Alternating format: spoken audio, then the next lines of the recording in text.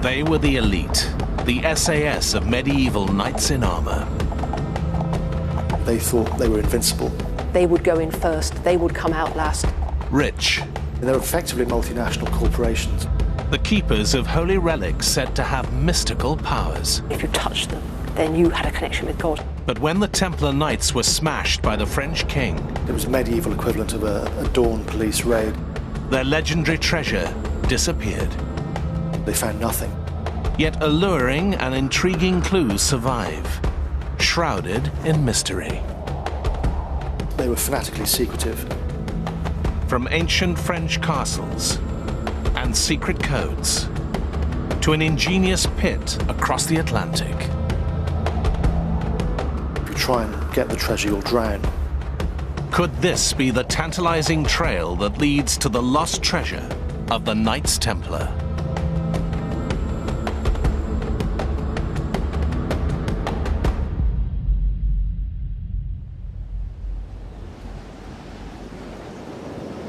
Turn back the eternal tide of time by almost 1,000 years, and an enduring legend begins. A legend forged on the long and dangerous pilgrim route from Western Europe to the Holy Land and the hallowed city of Jerusalem. Travelers risked violence and even death at the hands of bandits who preyed on pilgrims around sacred Christian sites like the Sea of Galilee. A Russian monk who visited the region described the danger in 1106. This place is very dreadful and dangerous. Many tall palm trees stand about the town like a dense forest.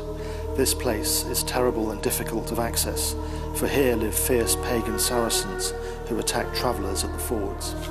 Travel along the roads was very dangerous because any lord who owned land by the side of the road reckoned it was his right to take toll off anyone that passed. Protection money, if you like. Some groups decided not to pay and fought. So notoriously certain pilgrim groups didn't get to Jerusalem because they were either cut to pieces or taken prisoner. Amid the turbulent times of the early Crusades, a small group of devout French knights appeared in Jerusalem, willing to dedicate their lives to Christ.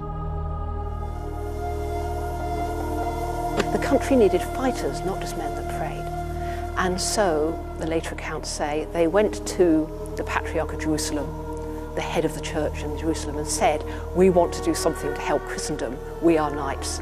And he said, for your sins, I order you to protect the pilgrim roads.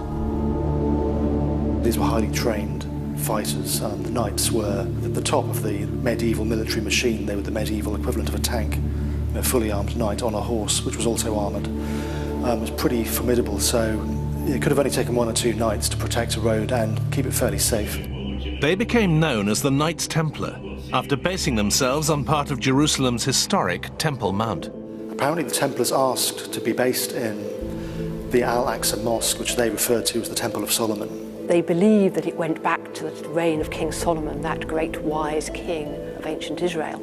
The Temple of Solomon had been destroyed by the Romans in 70 AD during the Jewish uprising. So nothing was left, but it was an area steeped in mythology. Solomon was famously the wisest of all men. Once called the Poor Knights of Christ, the Templars became rich, enjoying papal privileges, lucrative tax breaks and lavish donations. The Templars became very rich because people in the West heard about what they were doing and thought, great, I want to help.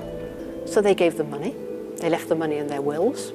They gave them land, which raised their income. They even created their own kind of bank and the equivalent of a modern traveller's check to protect pilgrims' money. The Templars did develop a system whereby you handed in your money, for example, in Paris, you got a chit that said this money has gone in, you present your chit when you arrive in Acre, and you could have your money back again. The Templars had become rich and influential in cities across Europe. For the pious, envious, cash-strapped French king Philip the Fair, the knights had become a threat, rivals to his authority that had to be eliminated. Philip was determined to destroy the order and would stop at nothing to achieve his ends. The mighty order of knights would be brought down by charges of the most heinous of crimes: heresy. He had installed spies in the order. He'd got people to join the order, and they were reporting back to Philip saying strange things are going on. A month before the arrests, secret Instructions were sent out to the king's officials, the baillie and the seneschals in the various parts of France, and they were instructed the Templars were to be arrested at dawn on Friday the 13th of October, and nothing was to be said about this beforehand. So it was a dawn swoop. The medieval equivalent of a dawn police raid. It was a very slick operation that was carried out seemingly without any warning. Almost all the Templars in France were arrested. Oh yes, psychology is not a modern invention. It was well known in the Middle Ages that if you want to catch somebody off guard, dawn when they're still in bed is the best time to get them. And the Templars were arrested on this Friday the 13th, something which shocked people, as they were a very powerful and established group, and there were literally hundreds of those centres. And this event was so shocking that to this day, the idea of Friday the 13th in France is synonymous with bad luck. Thrown into prison and tortured, many confessed to shocking crimes of heresy. Philip the Fair, he was very clever with his spin doctors. He got them to confess, under torture of course, that they denied Christ and spat on the cross. The charges of heresy were stitched up. These were standard charges brought against other people that the King of France wanted to get rid of and get their money. The Pope was also threatened by the French king's inquisitors and was forced to dissolve the Order of the Templar Knights in 1312. Several years later, after languishing in prison, the Templars' elderly Grand Master Jacques de Molay was burnt to death as a heretic. He suddenly showed a huge amount of resolve. He's also said by some chroniclers to have called the Pope and King Philip to meet him before God within the year to account for their actions. This has become known as the curse of Jacques de Molay. And it came true, apparently. The Pope died on the 20th of April, just a month later, of a stomach complaint. And Philip himself died before the end of that year. He died in November 1314 in a hunting accident. He was a fanatical huntsman, and at this time he didn't come back from the hunt. The place where Jacques de Molay was burnt alive, together with one of his companions, can still be seen in Paris today. Two tomb-shaped portals mark the spot where the life of the last Grand Master was extinguished. But some 700 years on, the legend of the Templars continues to thrive. Myths that have swirled around them through time tell of fantastic treasures and divine relics found deep in the ruins of Solomon's fabled temple. The idea that the Templars were digging into the Temple Mount is a modern one. Nobody at the time wrote about that. And I think the Templars would have talked about it had they been doing it as well, because they like to advertise their activities as a way of raising money. During some excavations carried out in the 19th century, a tunnel was discovered which has been dubbed the Templar Tunnel. It's not beyond the realms of possibility that the Templars could have discovered something whilst renovating their part of the temple platform. If they were interested in the legends of King Solomon, one of the stories about Solomon was his fabulous wealth. Apart from his wisdom, he also had a lot of gold. And we know that the treasure of the temple was actually gold and silver and precious stones and so on, which after 70 AD, when the Romans destroyed the temple, went missing. Could such legendary riches excavated from the heart of the Holy Land still lie hidden in a secret Templar treasury? Links between the Knights Templar and legendary holy relics have some foundation. Evidence recently uncovered suggests the Templars hid the Shroud of Turin, said to hold an image of the crucified body of Christ. Could the Templars have secretly removed such treasures from the Paris temple before their arrest in 1307? When Philip's men went into the Paris temple on that Friday morning, all they found basically were Templars.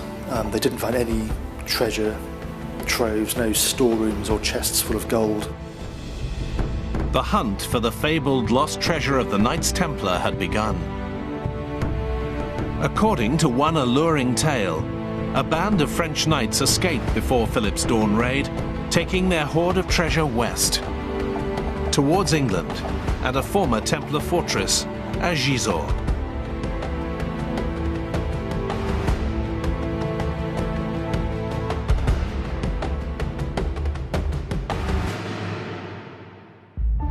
Perched on a huge mound, or motte, it was here that some Templars found themselves imprisoned in their own tower.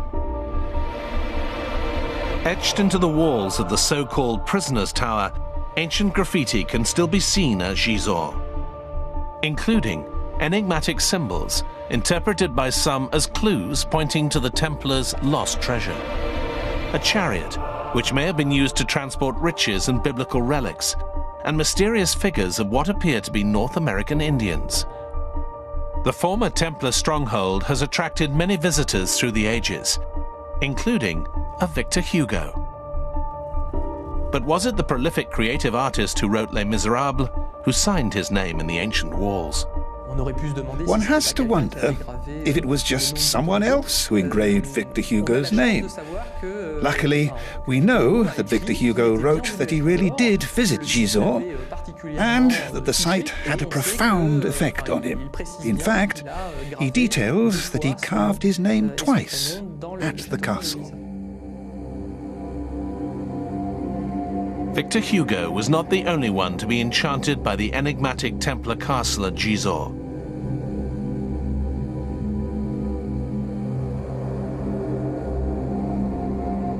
A caretaker, Roger Lemoine, moved into the fortress in 1929. He sparked a sensation and a frantic hunt for the legendary lost treasure.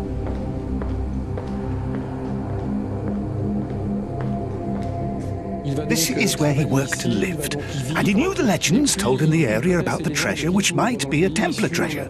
Clearly he was impressed, so impressed that he started to search. Imagine being in his place. The end of the day comes, the castle is closed, and he is alone. So he starts digging, and he will do whatever he needs to do, taking his time. He even asked for permission from the town hall to excavate, and the town hall told him, yes, go on, excavate. If you find something, then we'll cross that bridge when we come to it. So he pushes ahead.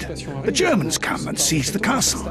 He's very worried, but in spite of everything, he carries on. It becomes his obsession. He keeps going and searching. He carries on searching. The war ends and the Germans leave, and he keeps going. He keeps searching. And one day he is digging above us here in the dungeon. He digs an amazing pit, and there he finds something. Roger Lemoine claimed to have found an underground chapel crammed with vast riches. In lurid detail, he described an elaborate vault with 19 stone sarcophagi, each 2 meters long, and 30 chests full of precious metal, none other than the Templars' lost treasure. He alerted the local authorities, but when a town committee investigated the dig, all they saw was a hole in the ground.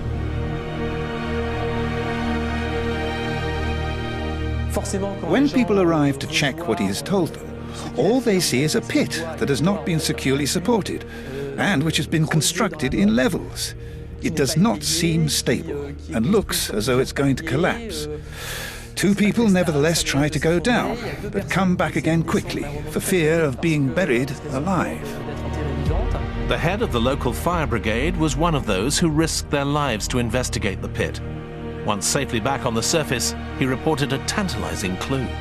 One of the things the chief fireman was reported to have said was that he threw a stone in and that he did hear an echo. But at no point did he say that it was an underground room. He just said that he heard an echo, and that is the only testimony that confirms that Lemoine did find a cavity. Despite the fire chief's fascinating report, local authorities ordered that the unstable pit should be filled in as soon as possible. The caretaker, who claimed to have found a vast Templar crypt filled with treasure, was also sacked and expelled from the castle. The pit was filled, but the legend of lost Templar treasure could not be buried. Then, in the 1960s, a popular book sparked renewed interest in the so-called secret chapel. The French culture minister ordered a full-scale excavation. It is highly probable that André Malraux was persuaded of the presence of something within the motte, and he then ordered archaeologists to come and start digging. And in the first instance, they agreed, since there was a possibility of finding something. Some searches were made. But very quickly the archaeologist announced that it was not possible for the motte to be hiding an empty cavity. But Malraux insisted very strongly on carrying on the searches, digging, etc. As the archaeologists ran out of money to carry on this task, after a while they decided to stop working on this site. And this is when André Malraux decided to send in the army. The army battled through excavations at the motte for more than a month. At the end of the operation came a curt report. The result was negative. But once again, the legend of the Templars' lost treasure refused to die, despite the lack of any real evidence.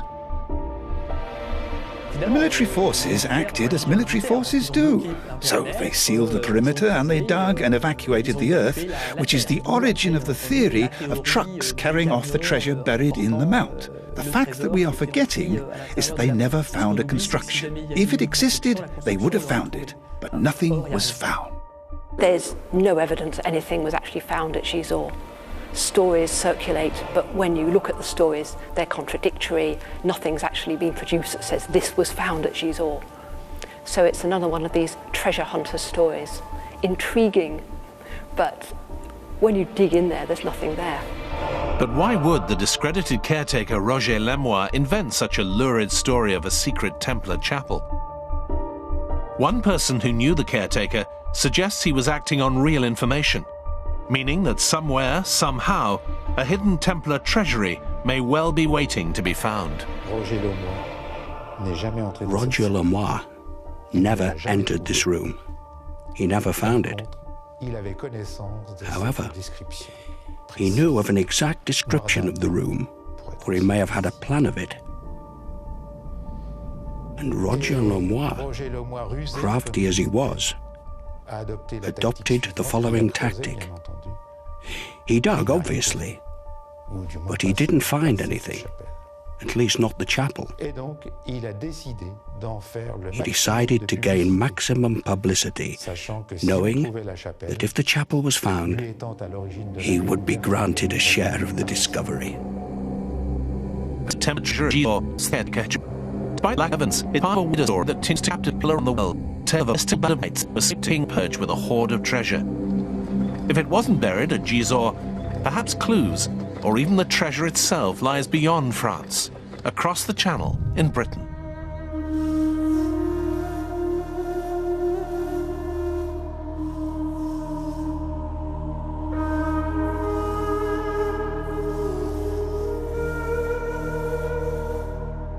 In a historic corner of London, street names, a tube station, and a Templar church still stand as evidence of the Knights' once influential presence in the capital. The design of the Temple Church in London was inspired by the Church of the Holy Sepulchre in Jerusalem.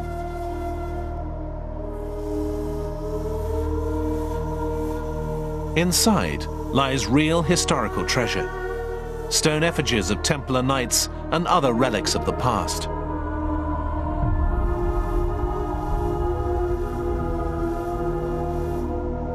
From London, the legendary Templar treasure trail leads to the northwest and an old country family estate, where a collection of Georgian follies appear to contain tantalizing clues.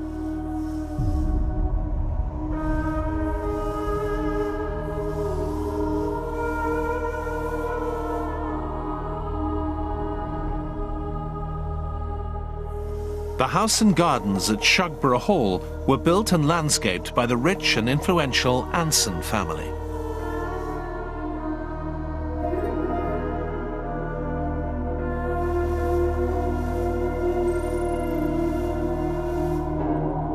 The Anson family date back for a very long time. They were English nobility, English aristocrats, and they were very close to royalty and to the government. I would use the word influential. They were very important people who were effective in altering history. The Anson family fortune was amassed by George Anson, a navigator and Royal Navy captain who attacked Britain's enemies on the high seas.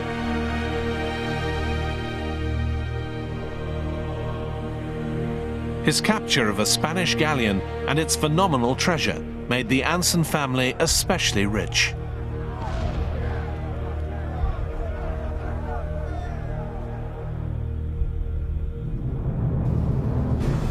After George Anson died, it was his brother Thomas who took over responsibility for the family estate, spending vast amounts of his deceased brother's money.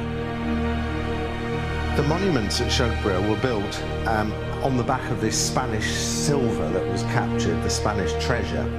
And Thomas Anson, the elder brother who lived here, wanted to spend all the money, really wanted to place Shugborough into a national league. He wanted Shugborough to be considered amongst the most important houses of the day. So he used all this money to use the best architects, the best artists, and to completely cover the parkland with these up-to-date, brand new, modern monuments, very different, very unique. Of the 8 monuments scattered across the grounds, one has been linked to the legend of the Templars' lost treasure. It's the so-called Shepherd's Monument, referring to a copied image of the Arcadian shepherds by the French painter Nicolas Poussin. Letters carved into the marble below are seen by some as part of a secret code linked to an ancient enigma. One of the strangest and most intriguing mysteries about the Shepherd Monument here in Shugborough are the 10 letters underneath the monument itself. There's a D lower than the other 8, with an M at the far end. The alleged cipher that uses these separate letters etched into the Shepherd's Monument has been nicknamed the DM Code. Those who believe it could be the key to an ancient mystery claim that the DM Code was mentioned by the infamous 16th century prophet of doom, Nostradamus. A quatrain in his book Centuries reads, "When the inscription DM is found in the ancient cave revealed by a lamp, Law the king and Prince Ulpian tried, the queen and duke in the pavilion under cover." This could be interpreted as, when the DM Code is decrypted, a very ancient underground place will be found. Then lords, kings and princes will be seriously tried. Could this underground place refer to a secret Templar chapel? The DM Code is a relatively modern invention, yet people have been trying to decipher it for more than 200 years. Perhaps the key that could unlock the DM Code lies beyond the enigmatic gardens of Shugborough Hall. In Paris, where the painting featured on the Shepherd's Monument, Nicolas Poussin's 17th century masterpiece, The Arcadian Shepherds, is kept at the Louvre. The painting features 3 shepherds and a woman gathered around a tomb, in a dreamlike landscape representing Arcadia, a kind of ancient Greek paradise on earth. On the tomb, a Latin inscription reads, "Et in Arcadia ego," which could be translated as, "I too am in Arcadia." But there is another entirely unorthodox translation. The Latin phrase can also be read as an anagram, "Aitego arcane Dei," which means, "I keep God's secrets." The shepherd's hands have also been seen as lying in an unnatural and uncomfortable position. Was the artist trying to convey some sort of hidden message?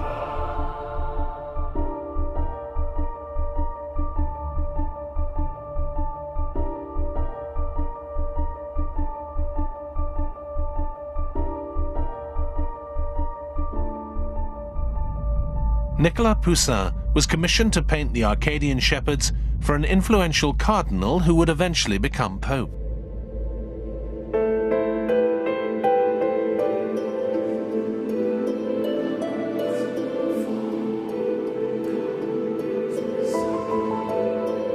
It wasn't only the painting, but the artist himself who seemed to attract the attention of influential figures.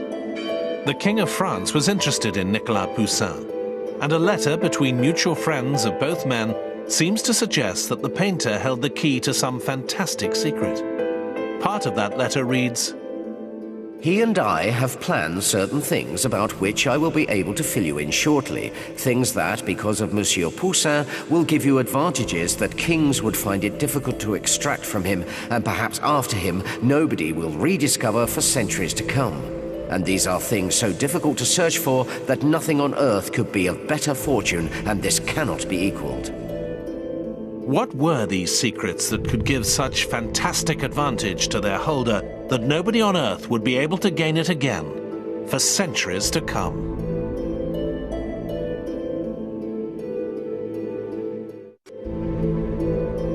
Legends of treasure hidden by the mystical Knights Templar and an apparent trail of clues left in ancient monuments and paintings leads to a historic church in the Eternal City, Rome. The Church of San Lorenzo in Lucina was erected on ruins linked to an ancient Christian cult. Curious relics include a small door which opens to reveal a throne, used exclusively by the Pope during Privy Council meetings, and a monument dedicated to the French painter Nicolas Poussin. Beneath his bust is another engraved replica of his famous painting, The Arcadian Shepherds. It's this mysterious picture that was chosen to honor his memory above hundreds of other works.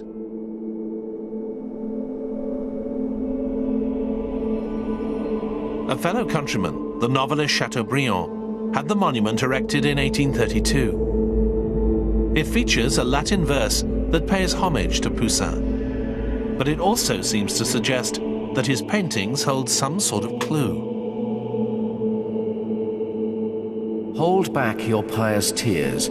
Poussin lives in this tomb. He had given his life without knowing how to die. He keeps quiet in here, but if you want to hear him speak, it's surprising how he lives and talks in his paintings. If Poussin held some kind of magnificent secret, perhaps the solution can be found in his paintings. The Arcadian Shepherds has attracted the interest of influential people over the centuries, including King Louis XV, and hundreds of years ago, it was this very painting that the great navigator George Anson had engraved on the mysterious Shepherd's monument at Shugborough Hall. But this carved replica is not the same. A finger that originally pointed to the letter N is missing. The carved image has also been inverted, with the addition of a pyramid on top of the tomb. What does it all mean? There are many theories and interpretations, and some of these lead back to that mysterious and secretive order of holy knights, the Templars.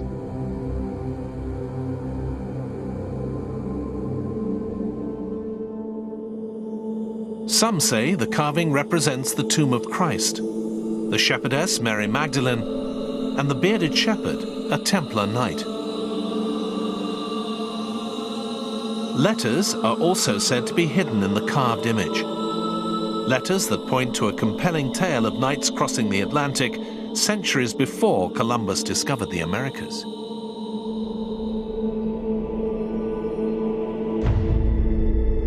According to this theory, letters on the monument can be decoded to read the name of the Canadian province, Nova Scotia.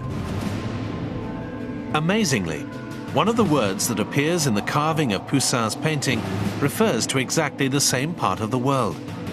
By taking out the R in Arcadia, as suggested by the shepherd's thumb, the word Acadia appears.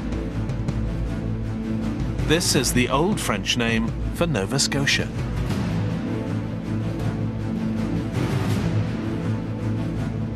But what links the Knights Templar and their legendary lost treasure to a far-off shore across the Atlantic in Canada? The trail of these elusive knights and fabled riches found in the heart of the Holy Land now moves to the North American continent.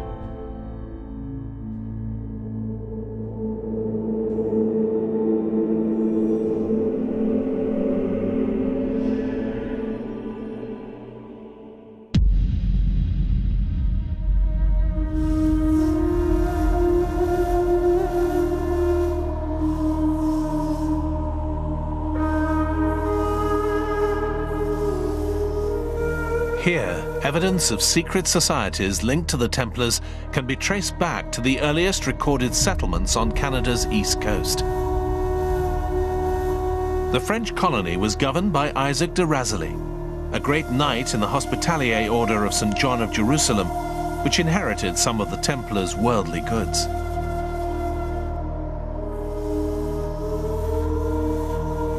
A descendant of those early settlers, Yoel Doucet, has tried to find the origin of the French name Acadia. We're not sure of the origin.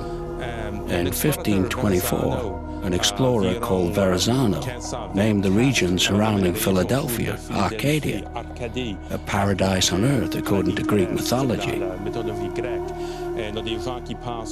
And some people think that when the maps were copied, the region was moved higher on the map. But later, in Arcadia, they dropped the R to make Acadia. We're not 100% sure.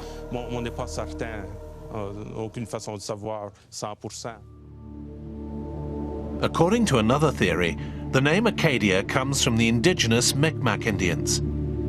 Like other native people on the North American continent, their legends pass down through generations.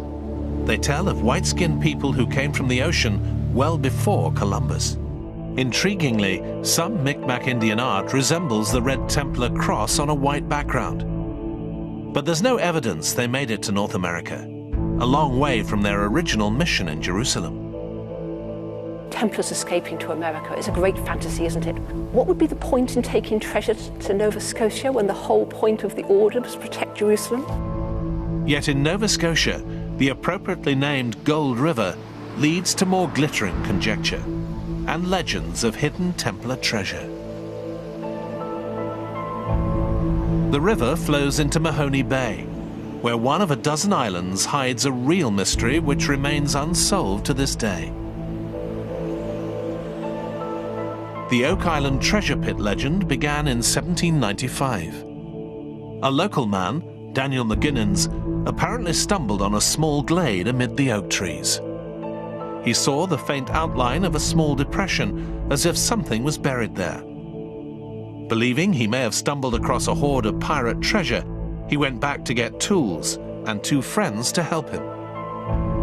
Local tourism director Danny Henniger describes what happened next.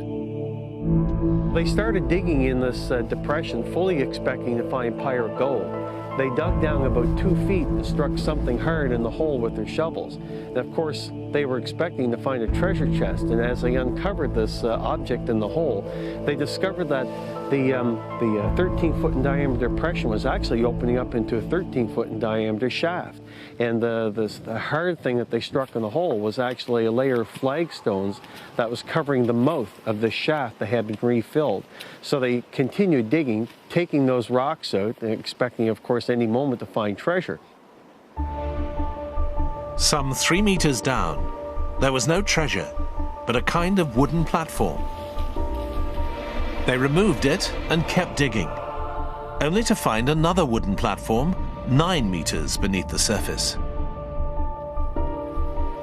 And at that time, of course, they felt that they were in over their heads, excuse the pun, but they decided then to try and get help from mainlanders, and they couldn't get any help.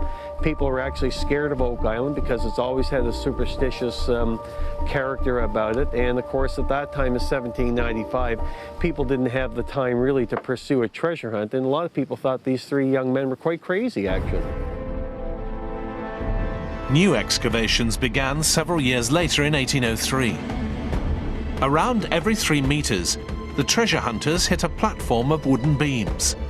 Heart-shaped stones, fragments of coal, and coconut fibers were also found. Then, some 28 meters down, they hit a mysterious stone.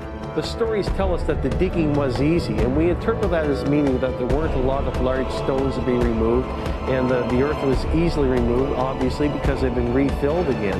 So at the 93-foot level, they found this stone that later became known as the Warning Stone or the Inscribed Stone. And when they rolled the stone over, they found that there's characters etched into the face of the stone, such as none of them could interpret. It wasn't a known language, at least to anybody there at the time. And they took the stone and then pitched it to one side and continued digging in the bottom of this pit. The purpose of the so-called warning stone became clear. It appeared to mark a boundary. Digging beyond it, workers found themselves engulfed by water flooding into the pit. The next day or so, when they came back to finish off this dig, they discovered there was 60 feet of water laying in this pit, and they tried to bail it out and they couldn't. They tried bailing it with buckets. They didn't have pumps at that time, at least not on Oak Island to use, and their spirits were crushed and they basically left Oak Island. The flooded pit remained inaccessible for more than 40 years. The infamous warning stone disappeared. By the 1900s, the pit attracted hordes of treasure hunters, eager to try their luck at defeating the flood defenses that seemed to protect whatever was buried there. They included a certain Franklin D. Roosevelt, future President of the United States.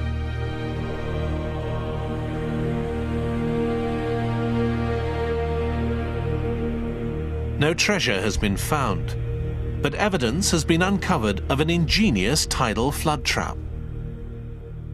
One of the most vexing and damning problems trying to secure the treasure or solve the mystery of Oak Island has been the water that has appeared deep underground in Oak Island. At first, of course, people thought it was natural water inclusion until they discovered it was salt water. And not only was it salt water, but it rose and fell with the tide. So they knew there must be a connection between the money pit, where they were digging for the treasure, and the ocean. And they went to what was then the most obvious location, 520 feet away in a place called Smith's Cove. So as they're walking across the beach, when the tide went out, they noticed the water was gushing from the beach, from the sand, as if it was being squeezed from a giant sponge. They noticed that was a very unusual trait to find in any beach, so they started to do some excavation. And when they were finished, they had excavated over 145 feet of the beach surface, 5 feet deep, and they discovered, buried under layers of sand and gravel and stones, eelgrass, and so much coconut fiber. The artificial beach concealed an elaborate network of channels. They ended in a kind of storm drain linked to the so-called treasure pit.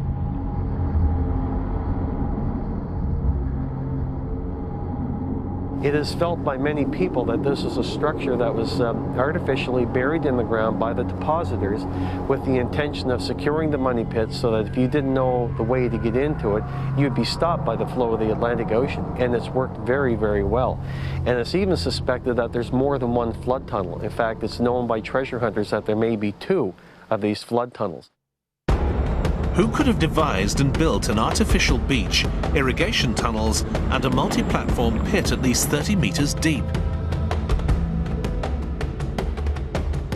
Although Oak Island is mired in mystery, there have been some real fascinating finds, including an enigmatic piece of parchment that lay hidden under almost 50 meters of soil and stones. Legends of lost treasure lead to this mysterious Canadian island, where an ancient parchment fragment could hold the clue to a secret burial pit. This piece of parchment actually exists to this day, but it was studied by experts at Harvard University and was declared to be a piece of sheepskin parchment upon which there's writing in India ink done with a quill pen. Other artifacts that have been found in Oak Island have been Spanish-style scissors that were found under the beach in Smith's Cove, a heart-shaped stone that was found in the same area, and during some deep drilling exercises on Oak Island back in the 1970s or late 60s, they actually brought out of the ground pieces of chain, pieces of drawn wire, and metal that was so brittle that when it was exposed to air, or was so old that it was exposed to air, it turned brittle and oxidized immediately. There's conflicting evidence as to the age of materials found in the pit. Timber has been dated to the year 1575 to an accuracy of plus or minus 85 years. But coconut fibers recovered at the same site were found to be much older. There's a lot of skeptical analysis about Oak Island, but one of the things the skeptics cannot explain away is the coconut fiber that has been found on Oak Island, and it can actually be found on Oak Island still if you know where to dig. Some of this coconut fiber has actually been analyzed and is found to have been from the 7th century or perhaps the 6th century. Now, I don't know what the accuracy level is of the carbon dating that was done, but nonetheless, that's the information we have to work with. Coconut palms are not native to Nova Scotia. Someone must have brought the fibers there. Some believe the Oak Island pit bears all the hallmarks of the legendary Knights Templar, or their descendants: engineering skill, military discipline and secrecy. But for one scholar, other equally fascinating scenarios are more probable. If you're looking for people digging tidal pits off Nova Scotia, well, there were all those Vikings who'd settled in Greenland. Couldn't it be them who were doing it? There was still a Viking settlement in Greenland until the late 15th century, and then they disappeared. Where did they go? Nobody knows. Something mysterious is discovered, like a pit or a cave with mysterious markings, and then people automatically think, oh, it's got to be the Templars. The most interesting theories to me center around the Templar Knights. I find those theories very interesting, although it is kind of tentative. The Templars had ships based at La Rochelle on the northwest coast of France before they were attacked by the ruthless King Philip in 1307. We know that some boats left La Rochelle. What was on them we just don't know at all, and those boats vanished. They would have had to have gone somewhere that was beyond the reach of the church and Philip. The places that would have been most likely would have been England and Scotland. But those who think the Templars could have made it to Nova Scotia point to the presence of related organizations like the Order of Malta and the Freemasons among the region's early settlers in the 1600s and 1700s. Yes, there have been some things found with regard to the Templar theory that sort of fire people's imagination. One of the many things that's been discovered on Oak Island is a stone with the letter G carved into it. Now, if you do some research on the Masonic Lodge, you'll discover that the letter G is one of the symbols that they use in their allegory. And of course, the Templar Knights can be connected with the Masonic Lodge as well. Oak Island is now privately owned. Excavations continue, but so far, no treasure has emerged from the enigmatic tidal pit. Yet real Templar-related treasure does exist.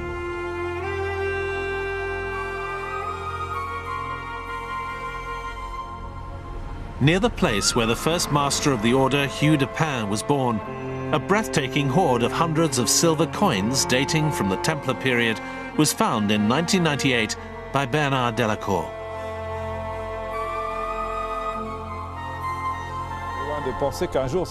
The coins were stuck together, forming packages of coins. It was impossible to estimate the quantity to start with, but I nevertheless realized from the beginning that it was a major discovery. But the silver hoard isn't the legendary Templar treasure of biblical wonders, Solomon's Temple, or ancient world-changing wisdom. Although they were brutally crushed some 700 years ago, the Knights Templar live on in legends that illuminate modern lives, dulled by grey suburban conformity. We live in this culture which is very, very materialistic, and the Templars offer a bit of romance and mystery and intrigue. I think fantasies are to enjoy and to enliven our darkened hours, but we've got to remember that they are fantasy. I know some people base their lives around the Templar myths. I think that's quite dangerous, actually. You can lose touch with reality. Myths and legends are at their most interesting when they remain undeciphered, when they have been created for that purpose. This is more common than you would imagine.